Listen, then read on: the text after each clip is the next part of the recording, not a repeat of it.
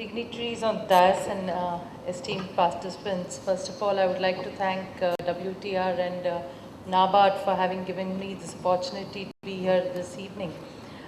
Very honestly, I feel very uneasy sitting there and addressing this August gathering, because I gather that all of you are experts in some or the other field which is addressing the issue of climate change. I have been operating on a very, very different level, where people ask question as to what is climate change, what is global warming all about.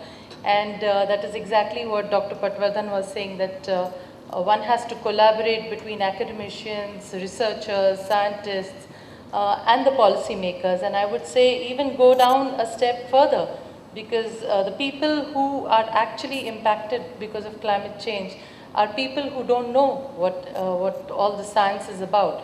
And very honestly, I mean, I have made about more than 200 presentations in a period of 2 years. And wherever I went, people asked me, politician talking about climate change? I mean, in 2007, probably this was an issue which was quite foreign to our community. Maybe not yours, but our community as politicians and grassroots workers. And what made me take up this issue? In 2007, I attended a conference in Montreal where mayors from all over the world had converged for a climate change conference. I was there to present a paper on, all those who are from Pune know very well that I had fought this battle for saving the hills of Pune, which are the lungs of the city. And we are still fighting for it. Hopefully the state government will ratify it. But in this 3-day conference, from day one, from the first inaugural session itself, everybody kept hitting out at the US, saying that, well, they are the biggest polluters and they are the ones who have to be signatories to the Kyoto Protocol. Until they don't sign it, then it doesn't mean serious business.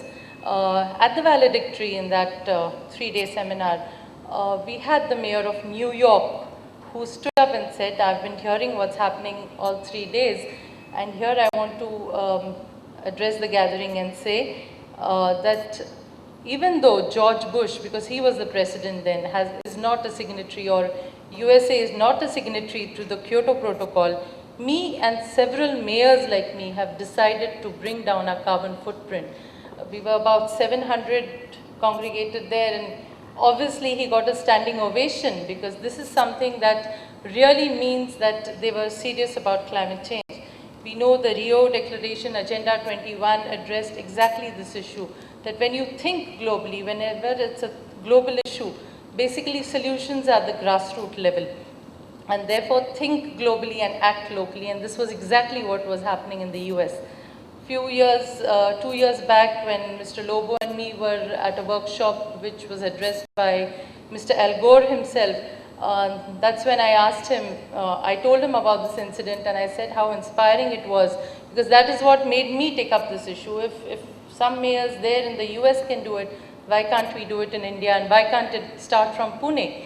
So I gathered a presentation and started showing how the world was going to be impacted by climate change, how India was going to be impacted, and not just that, what we need to do to mitigate and adapt to these changes. Mr. Gore told me that time that those days it was 200 odd mayors, and 2 years back it was 800 odd mayors. So if all the mayors in the US probably resolve that they want to bring down their carbon emissions, why do you need a country to sign a Kyoto Protocol? So this is something which really inspired me, and I have been making these presentations not just in the city, at colleges and corporate level, but also to different city mayors, so that they take upon themselves to address this issue. In the Montreal conference also, we learned a lot of things as to what are the verticals that need to be addressed to bring down carbon emissions. And I take pride in saying that Pune Municipal Corporation is the first municipal corporation in the country to have got in its environment status report, which you all know, 74th Amendment of the Constitution mandates that every municipal corporation has to come out with an environment status report every year. And Pune Municipal Corporation is the first municipal corporation to address this issue of climate change in its ESR. And also another city amongst the first to have actually benchmarked as to what is the carbon emission in our city, so that we use it as a benchmark to then bring down our carbon emissions. These are serious issues which we need to address, and I'm really happy that, well, I'm a part of this this colloquium here, because over the last 2 days you have been discussing on several issues for adaptation of climate change in the city of Pune. Well, I can talk only about cities, because that is, I believe that cities are engines of a lot of activity, not just generating business and economies, but also generating a lot of carbon dioxide. And we are the ones who have to address and bring down our carbon emissions. Last 2 days, Municipal Corporation has also organized a conference in which we are addressing all these issues. There are 5 major things which we keep talking at the Municipal Corporation level.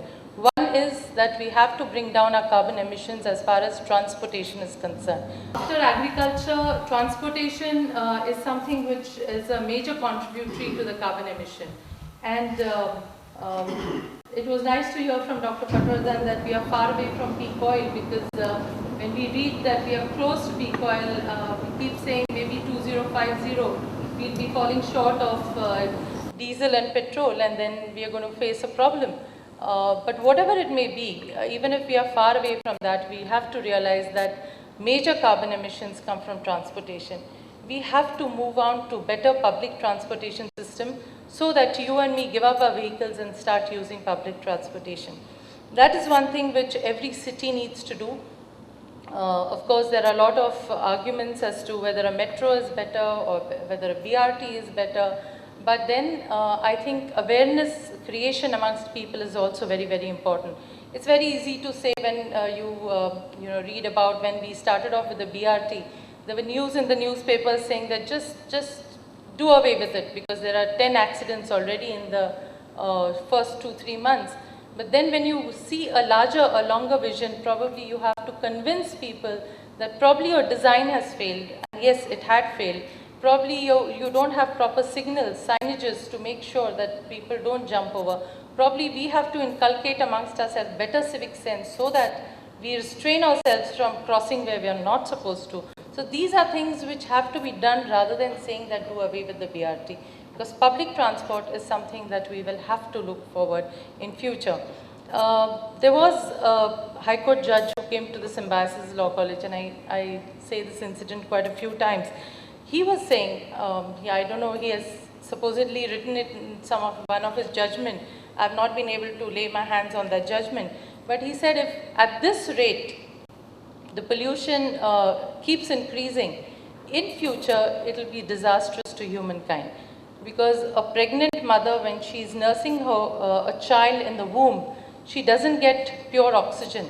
She breathes in impure air.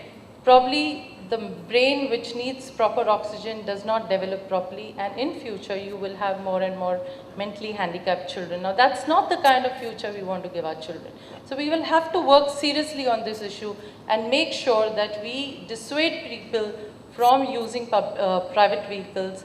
Probably make it something like Singapore, where you tax them heavily, where even parking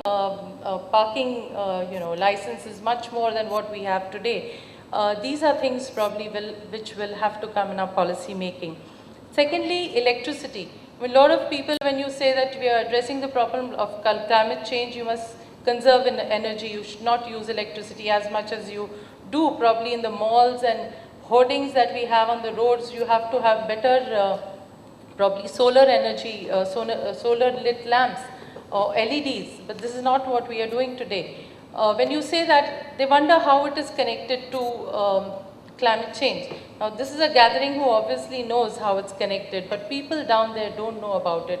So I would make an appeal to all of you experts and researchers that you also need to go to the grassroots, to convince them, to tell them, to make them much more aware than they are as to what are these issues and how and why they need to address them, because they are the ones also who are going to be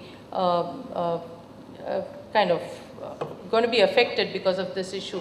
The third issue I would say is waste.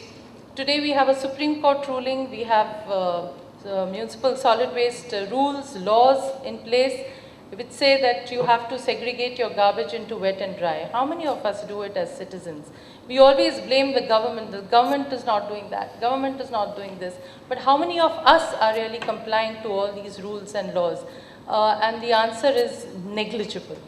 When our garbage, our wet garbage goes to the garbage site, it emits methane gas, which is 20 times more hazardous as far as GHG is concerned compared to carbon dioxide. And therefore, we need to address these problems to make sure that we segregate our garbage, we vermicompost it, we reduce, reuse, and recycle our dry waste. Fourthly, urbanization is happening at such a fast pace that where you used to see the greens of the city, now are the cements of the city. You just see buildings and buildings and buildings. Every time you go to a new suburb area, you see that more and more buildings have come up. Tree cover has reduced in our city, in every city. And we all know, we've learnt in school that trees give us oxygen. They also do perform a very, very important function, that they absorb carbon dioxide. They are natural sponges for the carbon dioxide. Now, on one side, we are emitting more and more carbon dioxide day by day, and on the other side, we have to develop more natural sponges, but we are reducing them. And obviously, therefore, the carbon emissions, I mean, I was astounded to see that we have already reached 400 ppm, because in presentations, we used to say it's 380, and we have to bring it down to 350, and now we're already 400. So this is something, again, which is very, very alarming, and we have to do something in that respect. People's participation, I feel, is very important, because no matter how many laws you make, no matter how many rules you make, no matter eight commissions of the NAPCC that are created, it could be at the state level, it could be at the central level, no matter what the municipal corporation will do, till the people are made aware as to this is an issue which we have to address us. This is an issue which challenges our very existence. Only then probably our people will wake up to address this issue. And I feel that we all owe a responsibility to our future generations. And if we don't do anything about it, I think it will be too late, because the time is now. 5th of June yesterday, and every 5th of June there is some new theme which is given by the United Nations. This year's theme is green economy. And obviously with every development that we do, it could be at the city level, it could be at the industrial level, it could be at your workplace. I would say it could be even at your home. You need to look at it, sieve it through a green sieve probably, which will probably just give you what is absolutely to be done, and balancing it with the ecology, balancing it with sustainable development. If we all do this at all fronts, I'm sure that we will be able to contribute in our own way. I'm happy to be here this evening. I thank Mr. Lobo for giving me this opportunity. In fact, I would have loved to be a participant here for the last 2 days. I look forward for sustained inputs from your side, because it's only a month that I'm at the Rajya Sabha now. I'm a new entrant there. I have also been taken on the Water Resources Committee. So I really look forward for inputs from your side, so that I can air some of the problems that probably are felt here in these kind of audiences and with the experts, researchers, and I'll be too happy to voice it at the Rajya Sabha. Thank you very much.